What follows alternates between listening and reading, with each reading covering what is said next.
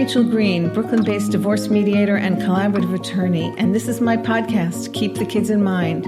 Join me as I chat with other industry professionals about everything from smoothly navigating your way through divorce to prenups, all the while keeping the kids in mind.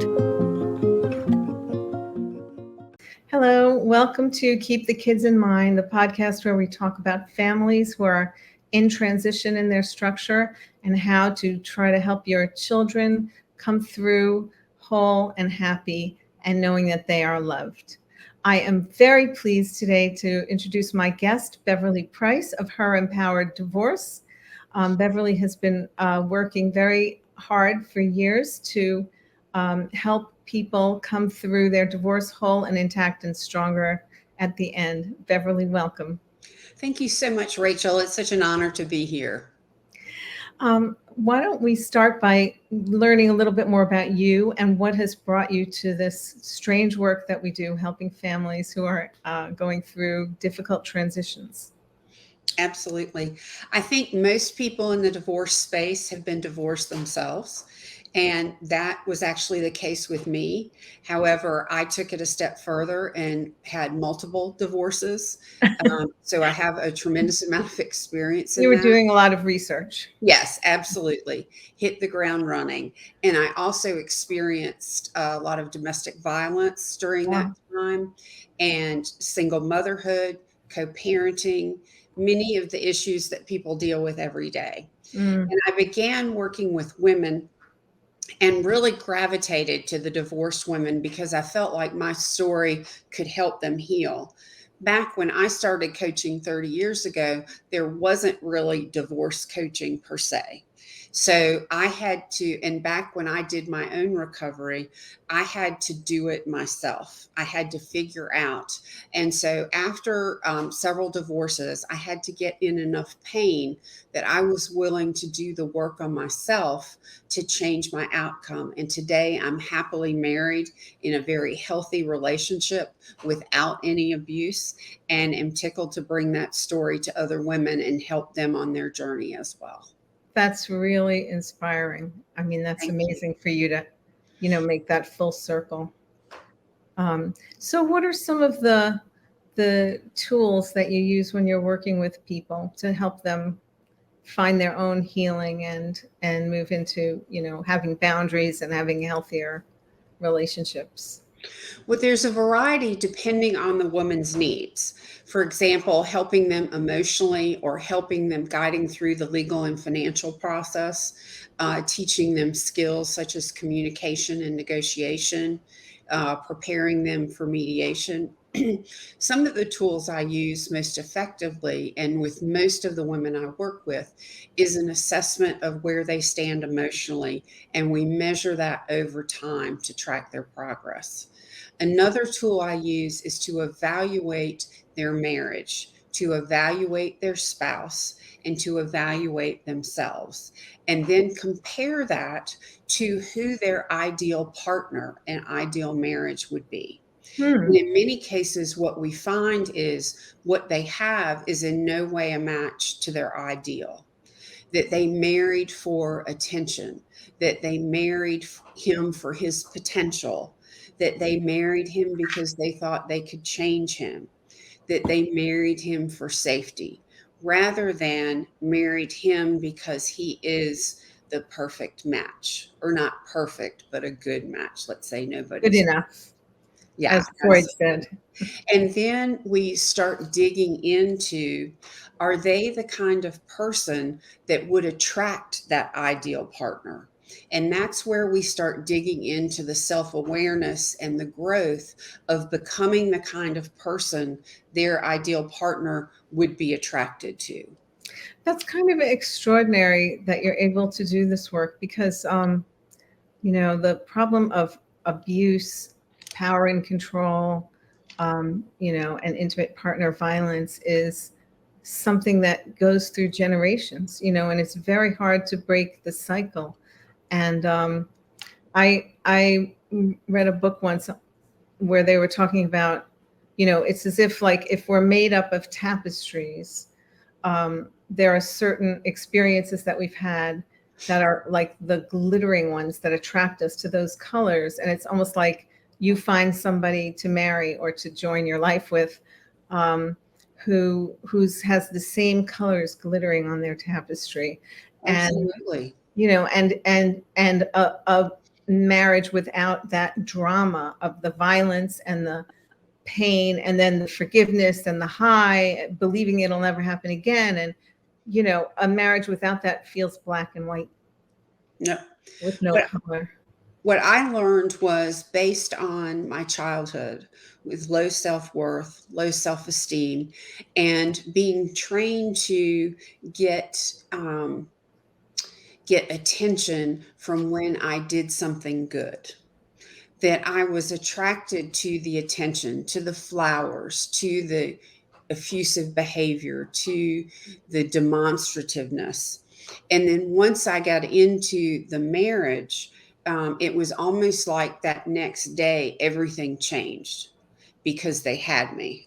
Yeah. And so I went in many cases, being attracted to that and thinking that they would live up to what I saw as their potential.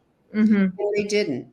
Right. But I will tell you, there is a beautiful side to that, a beautiful journey of hope that you can springboard into a stronger, happier, healthier life if you're willing to do the work. And my story has an incredibly happy and unusual ending in the world of domestic violence. And that is 30 years later, after the fact, my ex husband, an abuser, made amends to me Wow. for the violence. And that's almost unheard of Yeah. in the world of domestic violence. But I had to forgive him for myself years and years ago. Right. And when he made amends, I told him that I had forgiven him a long time ago. When Yeah, so he that you're was not carrying that anger and that that exactly. poison that you're carrying with you. Yeah, the You're able only to let person that it go. hurts is yourself. Yeah. I Yeah. knew a woman once who told her ex-husband after 8 years of being divorced that he hadn't suffered enough. And that kind of bitterness and anger and resentment eats at you. Yeah. And there's studies that show it actually affects you physically. Right. And 2 years later, she died from cancer. Mm. And I've always thought there was a connection there. Connection. Yeah. I remember I was in a conflict with somebody and I was walking down the street. I don't know where I was going. And I was just fuming about it. And suddenly I stopped and I looked around. I was like, I'm by myself right now. Like, why am I putting myself through this and playing it over and over and over again and feeling this anger? It was like this self-righteous rage. Exactly. And I was going, why am I choosing to feel rage right now while I'm walking down the street on a beautiful day? I could be just enjoying looking around and feeling good being outside and walking, but no, instead I'm going, "Argh." So that was like a turning point for me. Right. And a lot of times, a lot of anger comes from expectations and Mm, the expectation that something would have been different or better. And I always like to say that an expectation is a premeditated resentment oh, I love because that. An expectation. nobody's ever going to live up to Premeditated. it. Yeah, I want to write that down. An expectation is a premeditated resentment. I love that. Yeah. So, what work do divorcing parents have to do to be the best self for them, the best self they can be for themselves and their children? Well, I think number one, learning how to communicate with the partner in a non threatening, non aggressive, non demeaning way or not blaming way. Ah, Because if you can communicate in a civil way, you have the chance to co parent more effectively. If you are hijacked by your emotions, then you can't co parent effectively. If you're trying to get even, if you're trying to show the children that you're better than the other, it's only going to harm the children. I think a part of that too is learning how to speak positively about the ex-spouse, and definitely not negative. And I went to a therapist after I got divorced, and they said to me that each child gets a piece of their identity from each parent. And she had a client who was married to a man in prison for committing a heinous act. And she was advised to find one redeeming quality, no matter how small, and share that with the children, because the children get a part of their identity from that person. The other thing that I experienced was my daughter was in therapy, and we were doing it together, and the therapist called me in alone and said that. And I said, because of multiple marriages, I want to show my children that I can stick with it and it will last. And she said, no, actually, what you're showing your children is, and your daughter, is that because you are tolerating this behavior, this violent behavior and this abuse, that you are not worthy of anything better. And by doing that, you're making the statement to your daughter that she's not worthy. And I went home that night and ended that marriage. Wow. Yeah. It was a very powerful moment Yeah. that So I'm very grateful for. Very grateful. yeah. I mean, that really shows how children's views of themselves are tied up in who their parents are. And yeah. Yeah. Wow. That's really great. So you were able to try to be an inspiration to your daughter instead of I try. Yeah. I must admit that when I look back, there's a whole lot that I wish I had done better. I think I was the best mother I could have been at the Right. time. Yeah. But I think because of this quest to find the perfect mate that would make me feel better, rather than me learning to depend on myself and my higher power to make me feel better, um, that I neglected them emotionally. Hmm. And I've had to make amends to them for that. And a part of that is trying to be a much better mother than I was, because I'm now capable of being a better mother. Right. I think that we're all doing the best that we can, and Absolutely. we all have scars, and and we all have limits.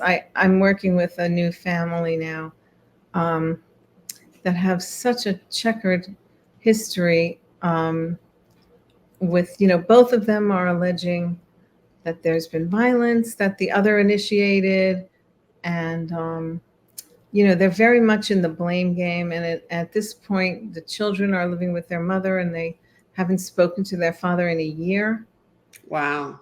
And he is, he's in a lot of pain. I mean, he initially called to ask me to work with them. It's more like a parenting coordination kind of situation. Exactly. So high conflict. And she said, I can't be on the virtual room with him, because she feels like he questions her reality, and he makes her feel crazy, and he blames her for things, and then he feels that she blames him for things. And they're just so locked into that. And I'm trying to get them to shift to thinking about their children, who need and want both of them, really. And in a certain way, I think they've had to choose who they're aligned with, who they're, and their main primary caretaker throughout their life has been their mother, and their Mhm. father has been sort of in and out. So they're choosing their mother, which is self-preservation, if you think about it, because she's the one who's been there taking care of them day to day. They can't Right. really choose their father, who's, living far away from them. And, and yet the father is in a lot of pain, and probably the children are, because he has no contact with them. So it's very challenging situation. Yeah, I think in those kind of cases, not only work on yourself, but doing work on strengthening your communication skills and trying to get to the point where your emotions and your history isn't hijacking you are the most valuable things. I, not too long ago, got certified as a pre-mediation coach. And Oh, in part of that interesting. is to learn how to communicate differently in mediation. And sometimes just taking a statement and turning it into a question makes that other person feel heard. And all of us want to feel heard. And frequently, when we get into these situations, because there's attacks, we're kind of shutting down and we don't feel like we're heard. And we're not listening either. Right. That's what I was just going to say. We can't listen. When you feel attacked, you have to defend yourself. And you're just say you feel attacked, you start building your defense, you stop listening. Yeah, and one of the techniques I use in that is to role play where the partner is in the other's position.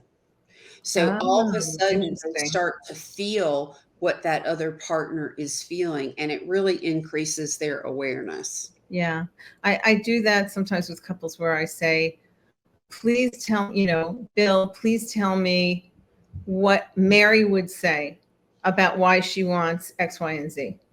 And then Bill tells me she wants X, Y, and Z. And then I say, Mary, did he get it right? What did he leave out? And then we do it in the reverse. Mary, tell me what Bill, what he wants and why he wants it. And that can be very powerful. And Mhm. it can also help people realize that they're not hearing each other. Yeah. So, And yeah, something as simple as finding one thing that was good about that parent and I love complimenting them that. on that can Yeah, diffuse that anger dramatically. right. Right. Like, uh, and another, a child specialist, Rosalind Saduka. I don't know if you know her website, Yeah, Child Centered Divorce. So absolutely. wonderful, so many resources. She said, get caught good mouthing your co-parent, Yeah. instead of bad mouthing them, right? Yeah, and it's amazing sometimes when you start to change your frame from they're awful to they have something to offer, how much your behavior changes, and then in return, how much their behavior changes. Yeah. But it's so hard when you are still scarred from Yes. hurt. When you still have your own like recovery that you're going through. It's very hard to think, oh, now I'm going to reach across the table and try to find something good to say about this person who hurt me and left me with these scars. It's almost like That's why I think working with a divorce coach is so important, yeah, is to do some of that processing and healing before you actually step into mediation yeah, or settlement or litigation or arbitration. Because again, I think the worst mistake you can make in divorce is to let your emotions hijack you. mm, And if somehow you've had the opportunity to release some of those emotions and work through them, it can make the process a lot more civil. yeah.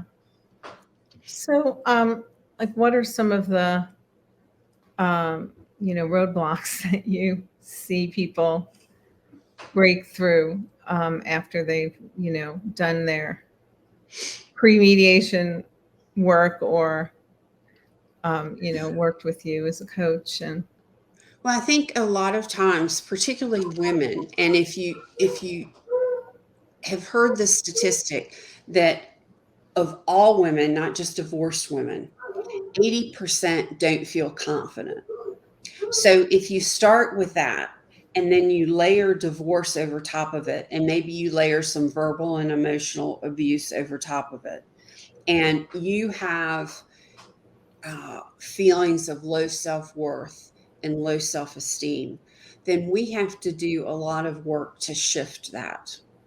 And so whether it's you're scared, whether it's you feel weak, whether you feel fearful, we have to process that. And I've had two women that I've had the privilege of working with that I can actually see the change happen in them. I can see their shoulders relax. I can see their face brighten, their smiles come up. And it truly feels like a miracle when they came into me sobbing, full of rage, playing the victim, all of those things, to someone that could stand on their own 2 feet and was a little bit stronger. Yeah. But I don't want anyone to think that it's kind of just a light switch recovery, that you flip a switch and everything's better. It takes a lot of hard work to get there. But it's beautiful on the other side when you see it happen. Yeah. Yeah. I've seen people go through that kind of transformation as well, like just feeling so, sideswiped by the divorce and feeling terrified of their futures. And, and then see them a couple of years later, and they've really gone through this process of finding their own strength and empowerment. I mean, empowered Yeah. divorce, just like your website says. Yeah. And they're just transformed. They've found themselves, and they just look like a different person. It's a wonderful thing to see people go through that journey. Yeah, I try and help them separate rational fear from irrational fear. The rational fear is, fear of safety, fear of homelessness, well, not necessarily that. Fear of safety is a big one. And so the irrational fear might be, if I don't get to stay in the marital home, I'm going to be homeless. If I don't stay in the marital home, my children are going to be messed up. When in fact, you can reposition it that you can find a new place, make a new home, a fresh start with everything designed the way you want it to leap into that better future when you release some of those irrational fears. So fear is like a spectrum where there's intense rational fear, and on the other end is irrational fear. And what we want to do is come to the middle in a sense, but not forget that if we're in danger, fear is valid, So I think Right. there's a big difference. Right. That's a great distinction, because you don't want to tell anybody that their fear is not valid unless you really know that it's not valid, because there are people who are not safe. And Absolutely. Yeah. And I'm a big the same character in Chinese is crisis and opportunity. And it's the same character. So. And I'm a big proponent of safety.